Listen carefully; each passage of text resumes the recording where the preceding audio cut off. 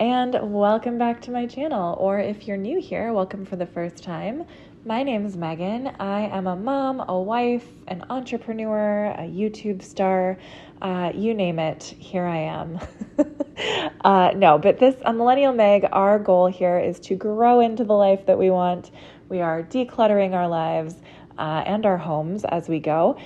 And, we're just working on ourselves. Nobody here is perfect. So, well, except for maybe Beth from Feral Tradwife. She is perfect. But anyone else, we are just working on ourselves. So welcome. Today, I just thought I'd bring you along for a little chit chat while my daughter and I decorate, and the dog, Willow, you can see here, as we decorate our Christmas tree. I know I'm a little late to the game. It's, the middle of the month, but better late than never, right? So today, I don't know, guys. We have a lot of ground to cover. Almost none of it is about Christmas. I just thought I'd use this time to hang out with you guys. I don't have a ton of close friends that I just chit-chat with. I do have a couple of friends that I chit-chat with, but you guys are my main bestie, where I just get to share all the thoughts that I have rolling around in my head, because you guys can't interrupt me. So you're welcome. Here we go. The first thing that I really wanted to chat about today while we decorate our tree is, how did I become the queen of my kids' school? I didn't intend for this to happen. If you saw my video from yesterday, you will have seen that I headed up the committee to plan our Christmas market, or we call it a kinder market at our school. And I only did it, honestly, there was a Facebook post on one of their Facebook page, the Family Connection Facebook page for the school. And it said, hey, we don't think we're going to run the kinder market this year because, the person who's been doing it is burnt out and nobody else really wants to do it. So if anybody wants to do it, let us know. But otherwise, it's just not going to happen. And that broke my heart. Guys, it broke my heart because it was such a beautiful, warm experience my first year that I attended. And I just couldn't let it go. I couldn't let it just not happen. So I foolishly typed in as a response on that Facebook post, I was like, yeah, I would love to do it if, someone will co-lead it with me. If I'll have some sort of a partner in this endeavor. And so then magically I ended up in charge. I was leading meetings every single Wednesday morning at the school. There were, I think, 3 or 4 other moms there, and we would meet, every single Wednesday from, I think, maybe the beginning of October until just this past week. And we planned and we thought and we wrote notes and we made lists and we went through bins and bins of things in storage at the school. And then we created a magical experience that you got to see in my last video. So that happened. And then the other thing that happened at the school is that I was called upon over the summer by my son's teacher to be the room parent, and not just for his grade, but for the whole middle school, so 6th, 7th, and 8th grade. Just keep in mind that last year was my son's first year at the school. So we are brand new, and this school is a community where there's a very specific way of life that they encourage, minimal to no screen time, lots of outdoor time. There's a whole philosophy behind what they do. And, it's a very in-depth, thing. It's a whole system, I guess. And so I just felt very out of my depth and out of my element. But she asked me, and I was like, well, I guess, sure. Because at that time, I thought that really the only thing you had to do was kind of collect money for teacher gifts at the end of the school or at the end of the year, right now. I thought that was pretty much it. But no, there is more. There's so much more. There's a lot of messages that have to go out from time to time. There are events like coordinating meals for the children, if they're staying after school to prepare for their play. They're sending out reminders to parents about the different things that are going on throughout the year.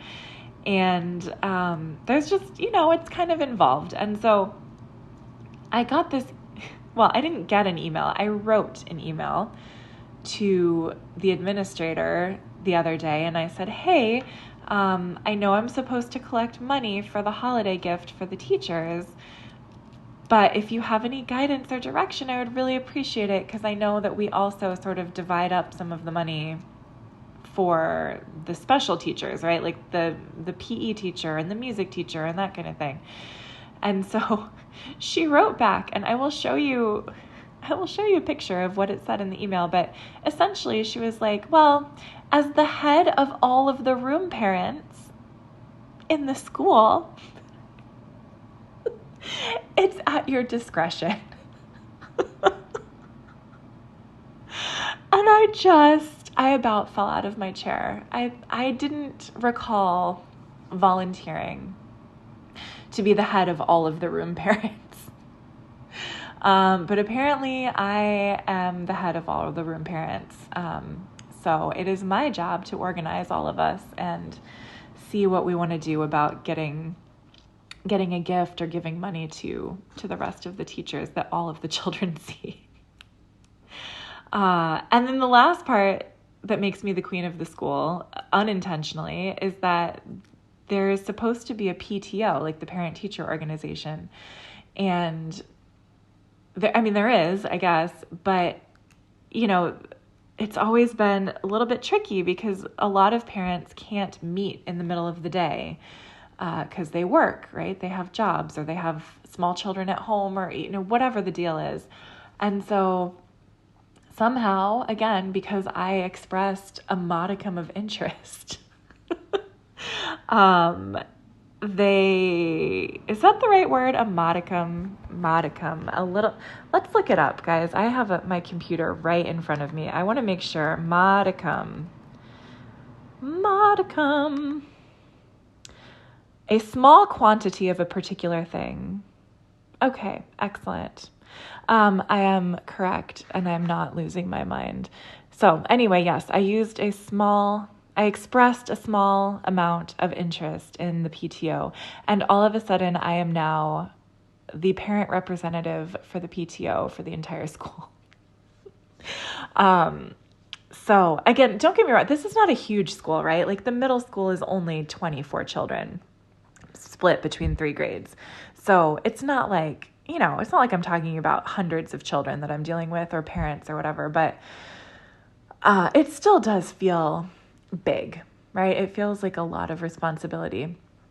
And it's interesting, as I've continued to express interest in participating and volunteering and being part of things, I am enjoying it, right? I am finding value in it and pleasure in it. And it feels good to contribute in that way. But it also makes me a little bit sad because it's like the school, and I'm not blaming the school. I think any organization can get this way, but the school is so hungry for someone to take on these roles that if someone new comes in who still has some energy and hasn't become completely jaded by the experience, then it's like they almost will suck you dry if you let them. And I know this happens everywhere, right? It's not this particular organization. It's everywhere, like public schools or anywhere that you can volunteer, church, whatever.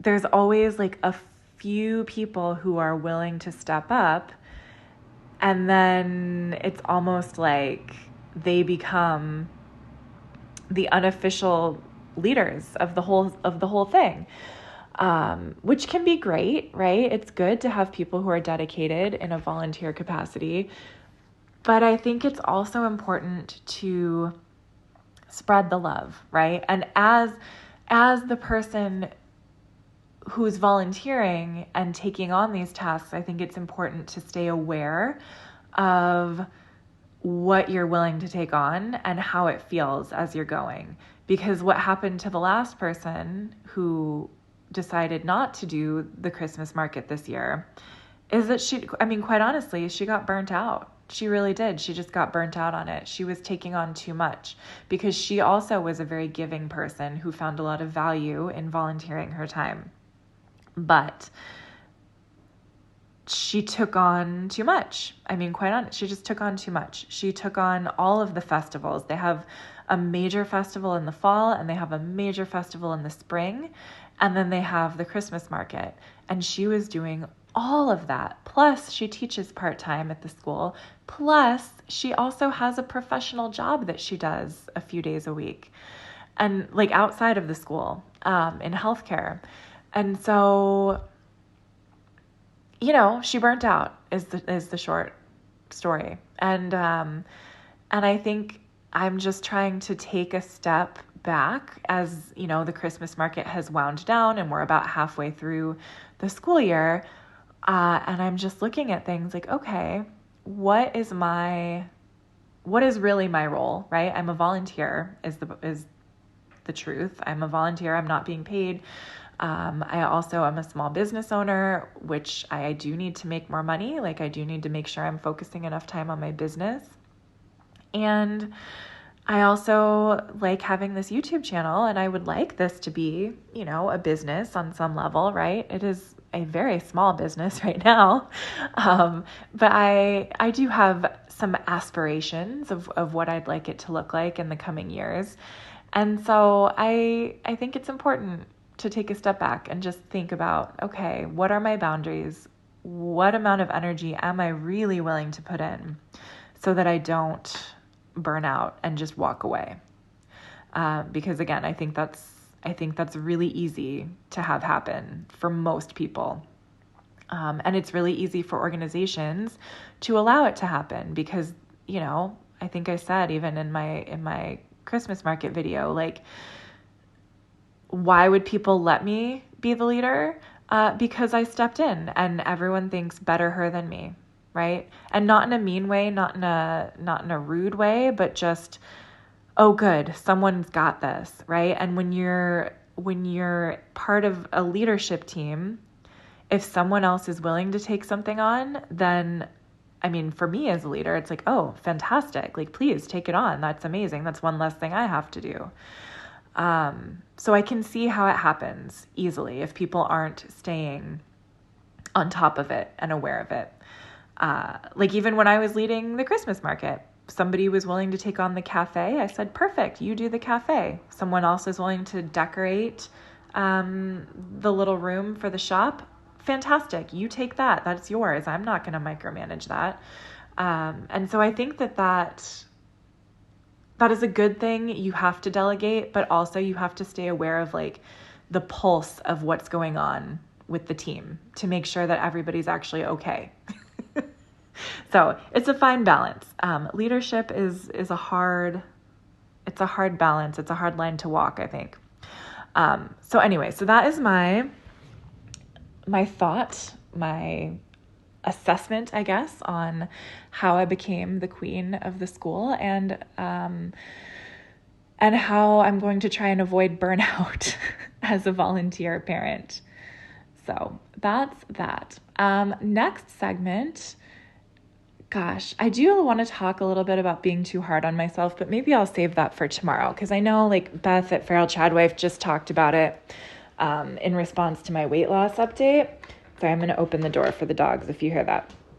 I know she just talked about it, but I think I want to be a little less serious right now and talk about some hot gossip, guys. So let's do my arguing forward segment. I don't know if that's, oh gosh, now the dogs are going to drink water. Listen to the sweet sounds of slurping water. That is incredible. All right, the slurping is over. Archie is well hydrated, so we can move on. So let's see. like I was saying, I don't really want to talk about something serious right now. So let's talk about something fun and juicy and, internety. I have a lot of interests in my life. So let's talk about one of those interests, which is true crime. Okay. I don't know. There have been so many cases recently that have had trials and verdicts and sentences. So I don't know which true crime stories you guys are following, but I follow a lot of them. And the one that is popping up most recently is the Sarah Boone trial. If you don't know about Sarah Boone, she and her boyfriend, they were in their, I think, late 40s maybe at the time. Maybe early 50s, but I think late 40s. Anyway, they were, I guess you could say, alcoholics, and they also were involved in a lot of domestic disharmony, I guess, a lot of problems. They were not calm people who just got along swimmingly. So anyway, she somehow got him to get inside of a suitcase, hopefully a fairly large suitcase, but not like a massive one, just a regular large suitcase. So he was a small guy who was like 110 pounds. He's somehow got into the suitcase, curled himself up into a little ball while they were both wasted, and she zipped him up. And then she decided that she was not going to unzip him. And there is horrific recording footage of her, audio footage or audio recording, whatever. Anyway, there is record of him asking for her to let him out. And she basically can be heard berating him. When he says, Sarah, Sarah, she says, that's my name, don't wear it out. And it just proceeded like that until he eventually ceased to be. And so anyway, so that's not even the most interesting part. I mean, rest in peace to George Torres. Like, that is very unfortunate that he lost his life, especially in such a horrible, uncomfortable way. But the reason that the case is so fascinating to me is the very person of Sarah Boone, who she is. She just, if you're not familiar, you really should look it up. Like, The Lawyer You Know is a great resource for that case. He does a really great job. He followed the case from like the beginning until now. And it has been a long one. This all occurred in 2020. I believe it happened in February of 2020.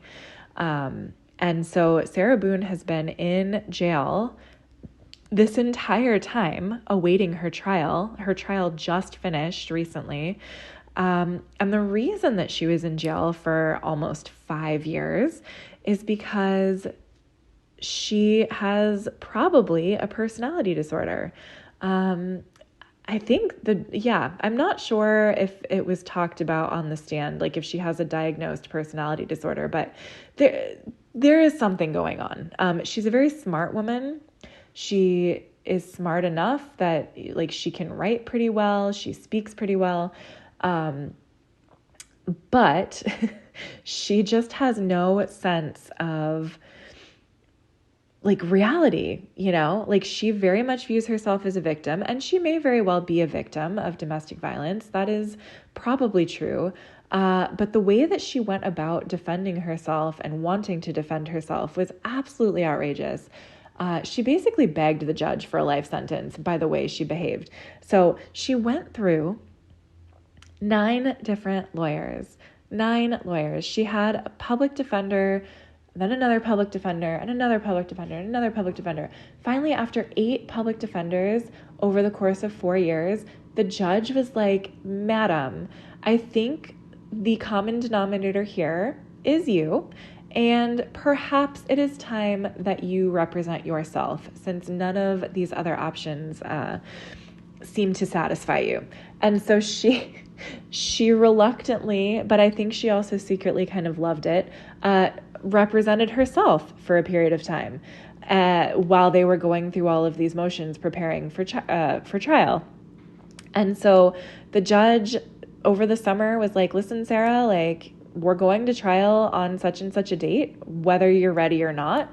Like, this is what's happening. We have prolonged this long enough. So here's all of your files. Here's all of your stuff. Here's a laptop. Go sick. And she did her very best. But she also wrote a letter, like just an open letter. She hand wrote a letter, like an advertisement seeking free representation. And there was a guy who took her up on it. There was this guy. Oh, that is Amari. That was a little reindeer ornament he made many years ago, before I even met him, I think. So anyway, so Sarah Boone, she wrote this public letter, like seeking, a kind, generous person who will believe me, basically. And this guy, James Owens, said, sure, like, I'd like to be internet famous. I'll represent you. I think you're being treated unfairly. And so he did represent her, and the judge did not give him extra time to prepare for the case. He was like, listen, buddy, like, if you want to represent this lady for free, at the last minute and try to save her, like, that's, good for you, but I'm not playing games anymore. Like, get up to speed in a month or not, but we're proceeding with this trial. So they did. So they had a whole trial. Sarah Boone tried to use a battered spouse defense.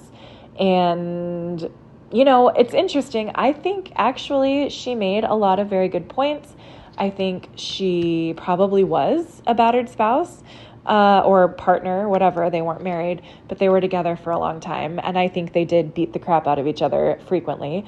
But she just was so stubborn.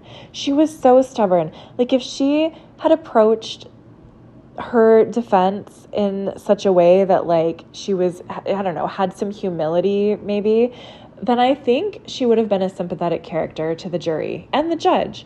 But the problem is that she really just, until the last minute, till the very bitter end, even at her sentencing trial or her sentencing hearing, she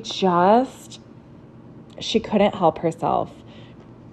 She just portrayed herself as a victim, despite the fact that she actually killed someone, whether accidentally or not, she did.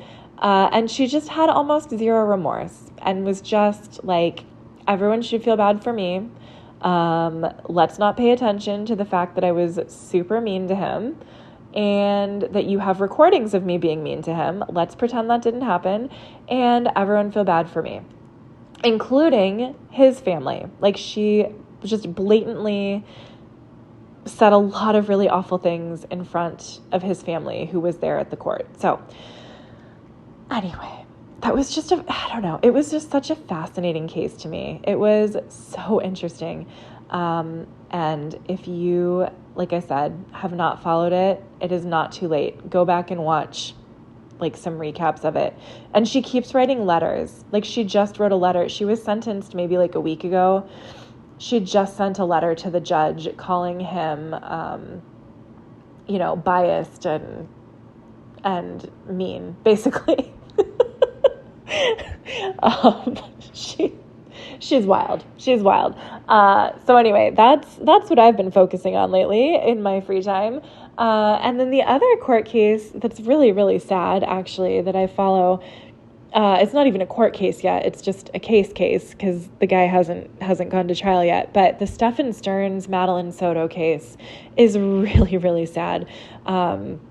I won't talk too much about it here because this is a nice, like, chitty chatty family channel, I guess, sort of, kind of. I mean, for adults, but like, I'm sure you don't come here to be sad and talk about like horrible things happening to children.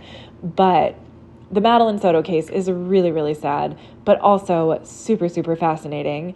If you have not checked out Grizzly True Crime, she has a massive, massive playlist because in Florida, and everything bad happens in Florida, but in Florida, they have something called a sunshine law where basically everything is public record. Like, you can get police interviews, you can get detective interviews. It's all public record, all of it. And so there are just hours and hours of interviews and interrogations and things that you can listen to. And so Gizella K from Grizzly True Crime, she has done an amazing job covering that case, and I enjoy her immensely. Oh, and look, I do feed Amelia things that are not sprinkles. Those are fried potato sticks. So, yeah. So there's that. Anyway, yeah, the Madeline Soto case, super sad, but I'm glad that they caught Stephen Stearns, because he is a disgusting human being, allegedly, if it's all true. But it seems to be true. Like, even his parents have gone on record saying that they believe that he is guilty. So that's going to be an interesting one to watch. I'm trying to think if there's any other current cases right now going on. Not really. I mean, we're all kind of waiting for like the Brian Kohberger case to go to trial. I feel like everyone wants that to happen. Oh, and then this latest guy, the guy who shot the United Healthcare CEO. What's his name? Luigi was the perpetrator, allegedly. That's crazy, right? As somebody who works in healthcare, or who used to work, well, I work with insurance all the time as a counselor, but I used to work in a hospital and a nursing home, well, many nursing homes, and insurance is literally the worst. It is the absolute worst. It is infuriating. It is frustrating. I have had family members of patients scream at me in my face because of what their insurance is not allowing them to receive. And it is 1000% not my fault in any scenario, what their insurance does or does not cover. But they don't know that. They just know that I was the poor sap who had to go tell them, I'm sorry, your dad does not qualify to go to rehab, even though I know that he still can't walk after his surgery. That sucks. That was like the worst part of being a hospital social worker. And when I was a nursing home social worker, it really sucked because we were sort of like the last stop before people had to go home after like a major surgery or a massive illness or a fall or a stroke or something, or a brain injury. Like, we would be the ones where we would have to tell the family, like, hey, pretty sure your mom or dad like is never going to be able to live alone again. So you need to figure out how to pay for a caregiver, or you need to figure out like where they can live and how to sell their house. And by the way, like, insurance is cutting you off in about 2 days. So good luck with that. Like, oh, it was brutal. It was really brutal. And sometimes we could only give people like 24 hours notice. Or was it 24 or 48? I feel like there was it's been a while since I've worked in a nursing home. I think it's 48-hour notice you have to give them before you can make them leave. So anyway, Merry Christmas. I'm so sorry that we spent this entire time talking about true crime and how horrible healthcare is, but that's what's been on my mind. That's what's been on my playlist lately. That's what I've been watching and listening to. And what do you guys think? What do you think about the United Healthcare shooter, right? Like, I mean, obviously no one well, I don't know about no one. Publicly, I don't think anyone is condoning violence, right? Like, no one is like, yes, like, that's the solution. We should shoot people that we don't agree with. Like, no, that's not a society we want to live in, right? Like, that'd be dangerous. However, again, not justified at all. However, like, something does need to change. I don't know what else would get the country's attention. You know what I mean? Like, I don't know what else is going to get the attention of the healthcare system, of the insurance system, of the government. But our healthcare system is for sure broken, like, definitely broken. And not going well for anybody. As somebody, like I said, who has worked on the inside of it for a long time, it's very depressing and very sad. Like if you don't have a ton of money, like $13,000 a month money, good luck getting old, because it's very expensive if you need help. So again, Merry Christmas. Here, this is your uplifting message of the day for Vlogmas day, whatever it is. I don't know anymore. I think today's the 13th. When you see this, it'll be the 14th. So that's that. And I don't know. I think yes, healthcare is broken. If you want more information on that, like if you want to ever do a deep dive into how broken and why it's broken, and what some suggestions are for how to fix it, there's an amazing guy called Zdogg with 2 G's, Zdogg MD. He's a doctor, but he got burnt out on the healthcare system several years ago, and tried to, start his own clinic and do it, in a better way. But believe it or not, that did not create enough profit for him to live off of. So that didn't work. But he does have a lot of cool ideas. And if you look up Zdogg MD and moral injury, you will get a good deep dive into the healthcare system and what is wrong with it, and how he proposes we should fix it. So anyway, thanks for coming to my TED Talk. And this is the Christmas tree and the ornaments. And yeah, thank you for listening to me, because no one else wants to listen to me ramble. My family and friends don't care about any of this. I tried to talk about Sarah Boone with my husband the other day, and he was like, Megan, nobody, like, why? Why do you watch this? I'm like, I don't know. Why do you watch MMA fights? Like, why do you watch shows about cars? I don't know. Everybody's got their thing. So, Merry Christmas. I will do probably another cleaning video soon, because my house is a mess again. All right. Bye, guys. I love you. Mwah.